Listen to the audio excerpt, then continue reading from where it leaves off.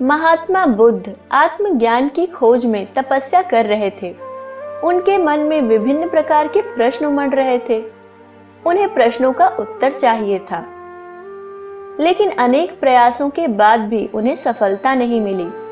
वे आत्मज्ञान की प्राप्ति के लिए कठोर तपस्या करने लगे, अनेक कष्ट सहन किए, कई स्थानों की यात्राएं की, परंतु जो समाधान उन्हें चाहिए था वह उन्हें मिला नहीं।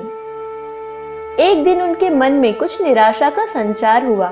सोचने लगे, धन, माया, मोह और संसार की समस्त वस्तुओं का भी त्याग कर दिया, फिर भी आत्मज्ञान की प्राप्ति नहीं हुई।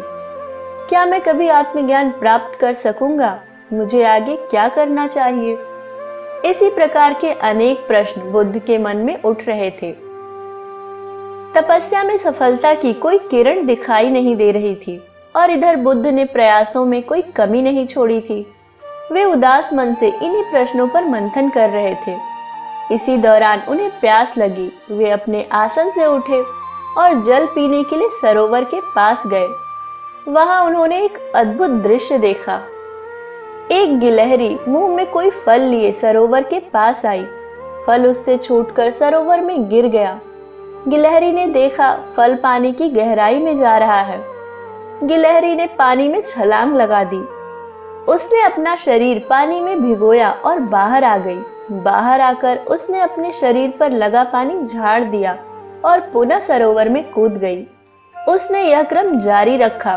बुद्ध उसे देख रहे थे, लेकिन गिलहरी इस बात से अनजान थी। वह लगातार अपने काम में जुटी रही। बुद्ध सोचने लगे, ये कैसी गिलहरी है? सरोवर का जल यह कभी नहीं सुखा सकेगी, लेकिन इसमें कितनी हिम्मत है। यह पूरी शक्ति लगाकर सरोवर को खाली करने में जुटी है। अचानक बुद्ध के मन में एक विचार का उदय हुआ। यह तो गिलहरी है, फिर भी अपने लक्ष्य को प्राप्त करने में जुटी है। मैं तो मनुष्य हूँ। आत्मज्ञान प्राप्त नहीं हुआ तो मन में निराशा के भाव आने लगे। मैं पुनः तपस्या में जुट जाऊंगा। इस प्रकार महात्मा बुद्ध ने गिलहरी से भी शिक्षा प्राप्त की और तपस्या में जुट गए।